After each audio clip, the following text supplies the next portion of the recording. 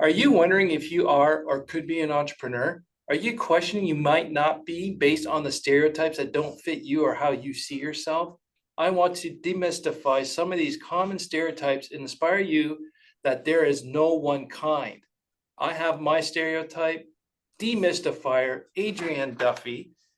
She's the co-founder of Big Futures Inc., is an innovative leadership coach, speaker, and consultant, assisting individuals and organizations achieve extraordinary and exponential results. And you know what? I'm going to call you your first friend of the Impulsive Thinker podcast, because I think this is number fourth time you've been on. So welcome back, Adrienne. Oh my God, it's such a joy to be with you today, André. It's just love our conversations and hopefully the value that it's creating for your listeners. That's always our intent when we get together, to create something that'll be useful. Yeah, and I know I do. I know everyone else does learn a lot when we have a good conversation, especially around our strengths and natural talents. And as a passion of yours is a massive passion of mine. I want everyone to understand what their uniqueness is, and to to live it and understand it. You were on a podcast a few months ago at the time of recording, and they're making statements about an entrepreneur is this type. This is the only person that an entrepreneur is. And your response to me, I was starting to get all fed up because it was stereotyping, generalizing. And your response was very eloquent. He goes, I'm sorry. Maybe didn't say I'm sorry, but you were like, no, those were all stereotypes. Yeah, you're sorry. You didn't say sorry. You just said, no, be careful using those terms because those are stereotyping terms, and not all entrepreneurs fit a certain mold. And I was really proud of you that you said that. And then I was really happy that it's being stated now, because entrepreneurial world is getting very cliquey, or fatty, not it's big trendy. That's the word I was looking for. And social media, people's opinions, where everyone's looking at the Elon Musks, the Steve Jobs, and they're not like that. So I'm going to stop rambling here. Is there a perfect definition of a perfect or true entrepreneur? Oh, okay. Good question, André. I think my answer is yes and no. And I think where you're leading us and our listeners today is really important, because there are stereotypes out there, and stereotypes can become oversimplifications or generalizations. And in fact, if we stereotype too much and we oversimplify, then we can actually create some potential harm, which is, I think, where you're leading us. And in the course of my tenure coaching entrepreneurs, which has been twofold, one of them in my business, Big Futures, which is 40 years working with entrepreneurial business owners, and then becoming a strategic coach and an associate coach. I was the first associate coach other than Dan Sullivan in the US. And so I've worked with entrepreneurs in that venue for almost 30 years now. And so I've worked with thousands of entrepreneurs, and there are so many different iterations and facets that I have observed in successful entrepreneurs, that's the no part. But the yes part is that, I gave quite a bit of thought before coming on today. What is maybe some truisms that would be true for many people that I've observed that are successful as entrepreneurs? And so I thought it might be useful to talk to and about the two sides. No, I love that answer. There's a yes and no, and it makes sense to me. Yeah, I mean, and so first of all, one of the things that I've seen true for all entrepreneurs is that they are what I would call value creators. And one of the reasons why I say that, André, is because in order to have a successful business, you have to be creating tangible value for whatever the market is that you're trying to serve. Otherwise, there's going to be no exchange of money. I remember in the early days of Strategic Coach, Dan used to say this. I think your listeners will love this. Dan used to say, I just want you to know there's no money in your future. There's absolutely no money in your future. All the money's in someone else's future. And if we don't create value, then that money cannot exchange itself into our future. And so that's one thing that I would say is true, no matter what the wiring is of an individual entrepreneur, which is the no part of the answer. Yeah. That is one part of what I would call the DNA of an entrepreneur. The second piece that I see in the DNA of an entrepreneur, if we can call it that, Yep. is that they are freedom loving. And what I mean by that is that whatever drew them to become an entrepreneur, it was generally to exercise some type of freedom, freedom of creativity, freedom of relationship, freedom of money making, freedom of some type. Again, you could have myriad different wirings of individual be successful in that endeavor. And for me, actually, like you use the term freedom there, and to me it was to get the freedom of ignorance or being judged for not being normal. So I created my one of the reasons I started my company was to create the own environment that I would be accepted in. Yeah, well, So I was gaining exactly. that freedom. And you take an ADHD entrepreneur, many of the ones that may be listening to this, or aspiring entrepreneurs that might be listening to this. And often it's because I don't fit that particular box. Like I'm trying to find a box to fit in, and I don't fit these boxes. And so I need to, in order to live my true authentic self and create value out in the world that I see as a possibility, I need to create a box. And Yeah. so that will also call people forth into entrepreneurship. There's another ingredient that I've observed that is, I would say, one of the third ingredients, and that is, yes, we want the freedom, but there's another element, and that is the willingness to take the risk, and go into discomfort in order to exercise that value creation and that freedom, those two pieces. So is the taking the risk and willing to be uncomfortable the same, or is it two different truisms? Um, well, I think when we take risk, it means that we're willing to go into the unknown, and the Yeah, unknown the will uncertainty. often present itself, the uncertainty will present itself as some type of often discomfort, although successful entrepreneurs learn to normalize to the fact that that is a given, that Yeah, there will always be things that, within change or within innovation or any of those elements, there's going to be things that work as planned. There's going to be things that don't meet our expectation and don't work as planned. correct. And you normalize to a degree to that being part of the process toward becoming successful in wherever we're called to serve. And I just want to differentiate something for the listeners here about the risk. Correct me if I'm wrong, if this is not what you meant, but my take on the risk is not that we're taking $1 million and just gambling it away on hope this will work. Risk is taking on a new challenge or going to a new industry, or I think the term you used was uncertainty. Like you don't know what's going to happen tomorrow. And that's the comfort of not knowing what's going to happen. That's the risky part I believe you're referring to. Yeah, and Yeah. absolutely. And depending on the wiring of the individual, would depend on how they cope or address or embrace even Right. that risk. I mean, everyone kind of, how shall I put it? It's a given. However, how we approach it is different. And there is no one way that I've seen an entrepreneur be successful at doing what we just talked about, André, in terms of embracing the risk or the uncertainty to get to that next level.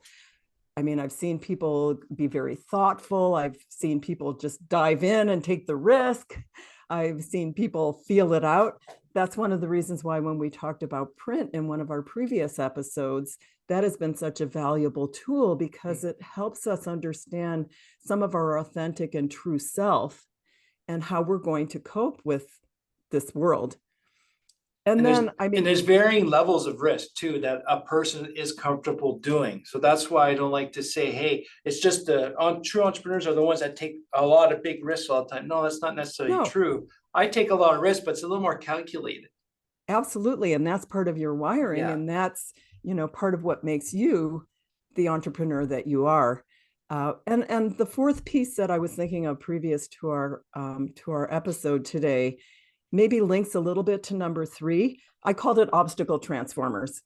Mhm. But successful entrepreneurs in their DNA tend to have a growth mindset, and they see obstacles as the pathway to success, not Learning just as a opportunities.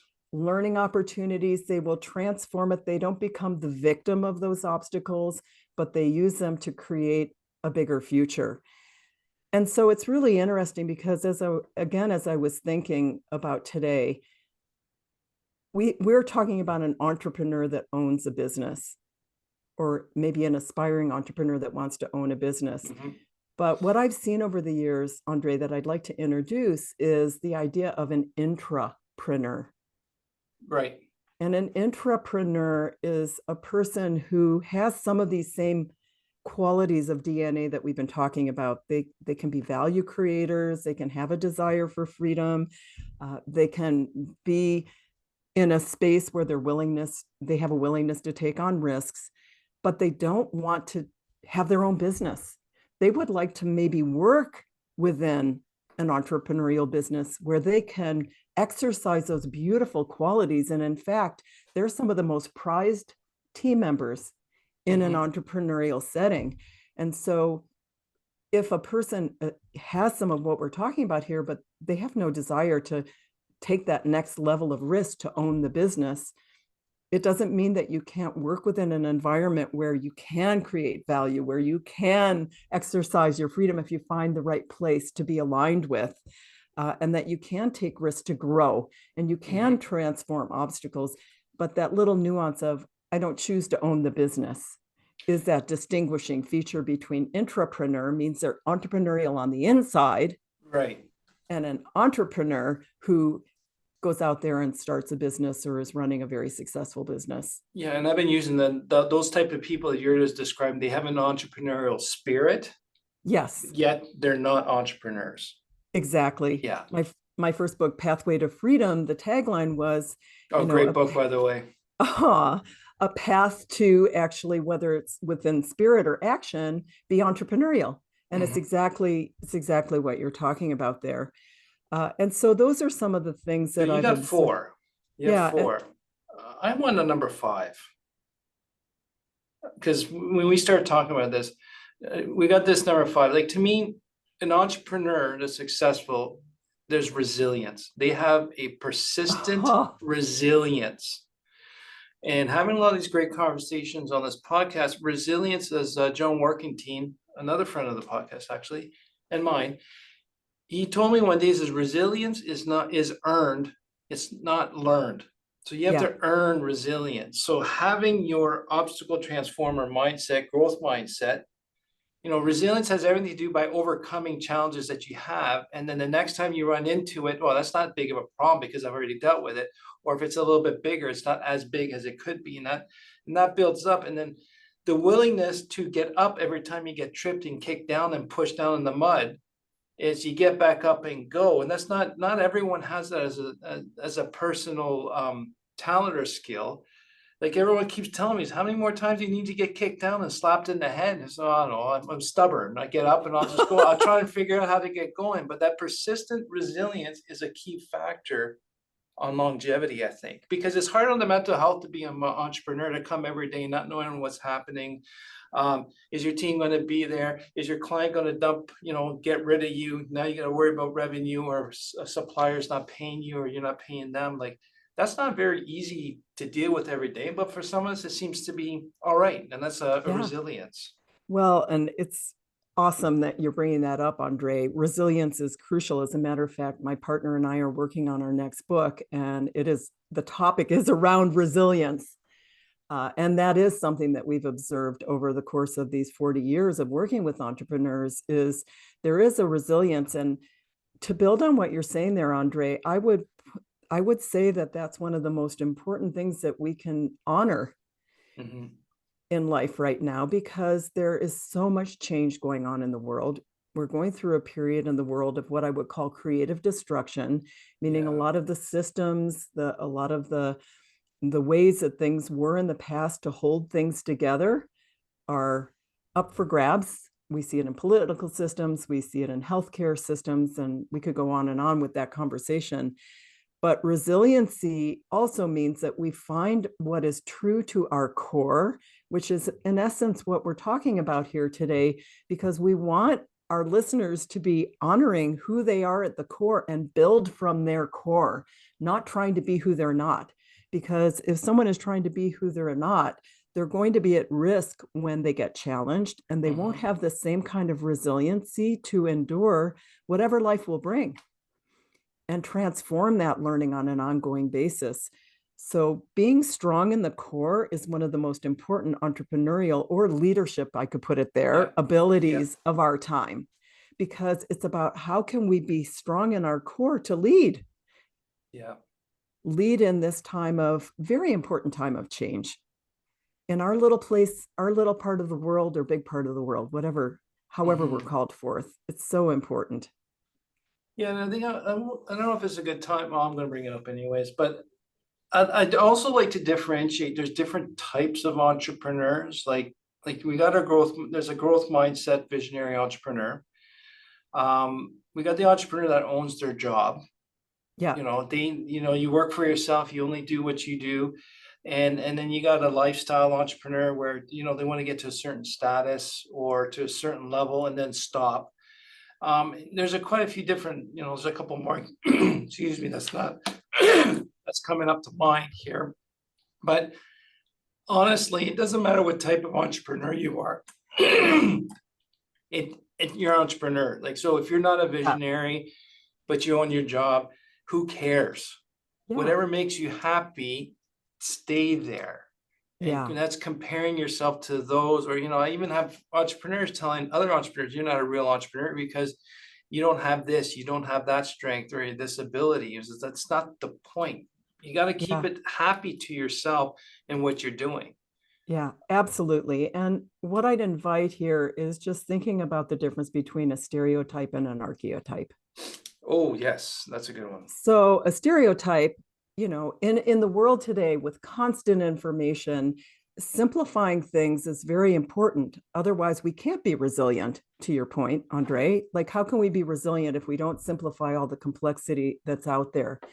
The challenge is that if we oversimplify and get into a stereotype and then say, oh, well, okay, if you're not this, then you can't be this.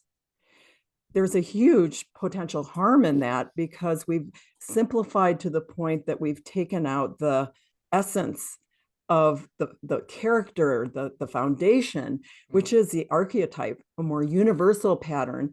And some of what you alluded to there, I would put in the category of an archetypical entrepreneur. Like we have, you spoke to Steve Jobs or Elon Musk a little bit earlier. I call them archetype entrepreneurs. They're the innovator, disruptor, driver. They're amazing, but they're not the only kind of entrepreneur. I've known entrepreneurs that they build stuff. They're in it for the long haul and they build incrementally and they just keep at it. I had an entrepreneur I was working with last week who just hit home runs out of the park in his business recently. But he did it. We were talking about it and he said, this was a 25-year incremental, step by step by step by step. He's got an accounting background. He's built a behemoth accounting firm. It's in the multi-millions now valuation. And he's built it step by step by step. So that's not your innovator disruptor archetype. That's a different kind of archetype. And then you have the entrepreneur archetype that just starts. I'm going to start this business, get it up and running and sell it. I'm going to start this business, get it up.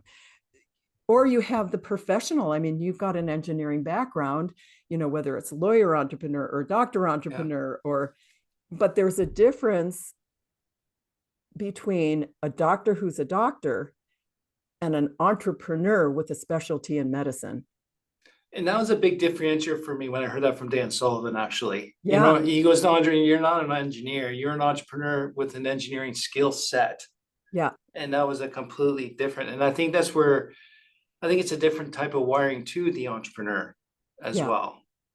Exactly. And some of these, like these archetypes can be wonderful to watch, to learn about, to read about. I love those Walter Isaacson books. Yeah, One of yeah, my faves, by the way, is Benjamin Franklin. He's like one of our original entrepreneurs, at least that, is in the North American culture. But then like there's movies like the McDonald's movie, Ray Kroc. that was It's a good awesome. movie. That's a Yeah, great movie. Henry Ford. I mean, the list goes on. There's these very archetypical entrepreneurs and they're incredibly inspiring. But it doesn't mean that we have to be like them in order to be successful. We need to yeah, be who we are. And then we need to get back to that first DNA piece I talked about, because based on your wiring and what you see in terms of creating value out in the world and your ability to start to manifest that value for a market that's willing to write checks, there you go. yeah, yeah. And I think that's a good point too. Is like the other thing is comparing. When we compare each other, a lot of entrepreneurs I've seen when they start to fail is when they're trying to be like something else or try to live up to something that they're not. Like Yeah. you said, be true to your core. I know every time I floundered in my companies is when I was trying to do what the book says, or I was trying to emulate something else. But when I just said, screw it, that's not the rules for me, or I'm just going to do what works well for me, that's when the success was. And I just want like the listeners too is, as much as you see on TV, you're seeing Elon Musk, like what you see now is what they are now, not what they did the last 20, 30 years to get Right. there. Oh my And God. the biggest thing people do not understand, it's hard work to be the entrepreneur, to go out Yeah. from nothing, to build the value, to convince people of the value, to, invest in yourself or invest in something, put money here, there, and hope it works. So like it's It's not been, just like I just like locally I got a new business just opened up and they're wondering why they can't do they actually believe that if they had their own company they're automatically rich and people yeah, will automatically come, and that's yeah. such a misunderstood fallacy that's where a lot of damage gets done. Well, it's one of the things that you bring up here that has driven me crazy about North American culture is that we tend to celebrate the win. We Yeah, celebrate the glory. We celebrate the gold medal. And what we aren't maybe as good at is celebrating the journey to get there. yeah, Because and some of those podcasts out there that just simply are entrepreneur in how I built this, let's say, yeah, they're getting into all of the kind of inner workings of what it took to get to that. And you start to listen to those and you go, whoa, I mean, read about Jeff Bezos and Amazon. I mean, running out of his garage. Hello. yeah, I mean, we just like to see it when it's the glorified, wonderful success, but it's the resilience, back to your point, that is garnered over many years that allows the incremental to lead to exponential, mm-hmm. which is really powerful. But I want to go back for a second to something that you were talking about, where someone trying to be something that they're not. And I thought of a story while you were sharing that. Years ago, when I first was bringing print into the entrepreneurial world, I had a fellow who happened to be in a particular industry, financial services, and he received his print, was a 4.2, which is a beautiful, highly feeling oriented motivator, set of motivators. And he was like, oh, whoa, like I'm reading this and I don't know how I'm going to be successful in my industry, Right, because he was going through what you talked about, André, and that was the curse of comparison. yeah, So he's comparing himself to what he thinks he needs to be successful. Now, this is a very veteran entrepreneur who's been in the industry for over 20 years. So we're not talking about someone just coming in. And what was really interesting to watch was a transformation over 18 months where he accepted who he was and mm-hmm. realized that there was a certain element of how he was trying to do the business that was draining him. He was ready to just throw in the towel and leave the business altogether. And he realized that there was this huge superpower that he had with his God-given gifts, which Mm-hmm. some of these instruments can help us measure. And if you do that, it flows a lot easier and the creativity Right? is exponential. Oh, he owned it. Yeah. He shifted his target audience a little bit. He shifted his process of delivery to value creation. And guess what happened? He multiplied the business beyond what he ever dreamed possible. But he wasn't fighting. He wasn't like a salmon running up to spawn up a river. He was going with the flow, to your point. Ah, And and nice. he lived his life trying to be that salmon spawning, going up against the current. And he was burnt out. Hmm. And now, I mean, to meet this guy, he not only looks younger, his measures of success are higher for him, and he's done it by being his true, authentic self. But that doesn't mean that he also didn't develop what I would call some opposite strengths along the way. Part of that was owning who he was and then being able to put that out there, which was developing another set of strengths to be authentic. Hmm. And it was amazing. It's an amazing story of how a person can have that transformation and on so many levels becomes more resilient. Well, and like you said, like the stereotypes can definitely trap you into limiting beliefs and how you can be successful as an entrepreneur. And that sounds like a great example of that. And in the end, I've learned this lesson many times, and I don't learn the first few rounds, but sooner or later it comes through my skull. The resilience, persistent resilience. But we got to ignore that and be you. Don't ignore it to the point that you can't learn from it. But like I read all these books, I take one or two things that will work for me, or it's a good idea, but I don't really. I've stopped. I'm going to be Yeah, honest here. I've stopped trying to compare or be that person that I am not, because it doesn't work.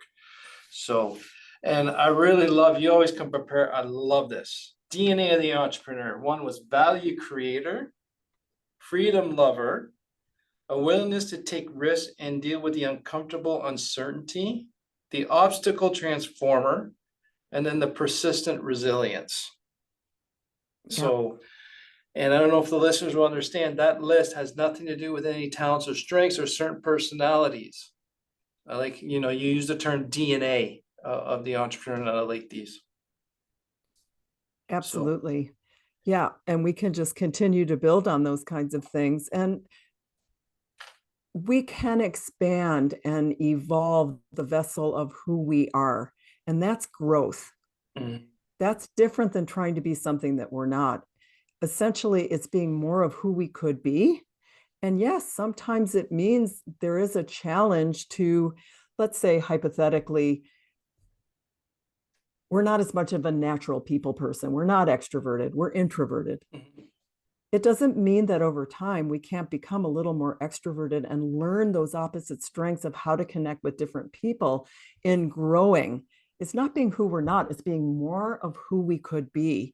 And those little pieces of developing maybe some of those opposite strengths or latent talents allow us to become more successful. But it's not a wholesale, well, I'm trying to be someone that I'm not, or in order to be successful, I have to be that person, like the story that I was sharing with you previously, that was leading to a lot of not only physical ailments, but also just not having the mental capability and the mental health to be able to endure the tenacity, as you put it, that it takes to continue to evolve.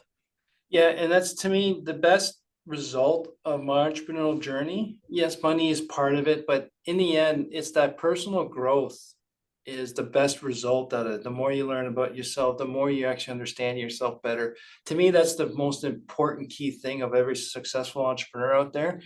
They can have a lot of money, but they seem to not quite grasp themselves. They're not happy. Yeah. So right now, I might not be high money, maybe lower money, but I've got a lot more happiness because I got a lot more clarity on me with all my growth and my persistent resilience. So Yeah. I think that was a great way to end this episode, Adrienne. So thank you very much. This has gone very fast. Yes. Where can people find you? Well, bigfuturesinc.ca is our website. That's probably one of the best places to learn about us. And Adrienne at bigfuturesinc.ca is my email. Feel free to reach out if you want to connect. I love connecting on these kinds of things. And it's just been such a pleasure, André, to be with you once again. And I just appreciate so much the work that you're doing with this podcast. It's so valuable.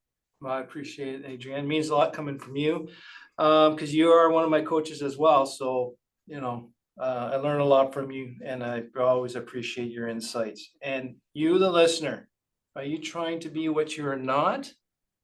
Or maybe you are an entrepreneur. Let me know. Send me an email at andrethimpulsivethinker.com. And again, thank you, Adrienne, for being here again.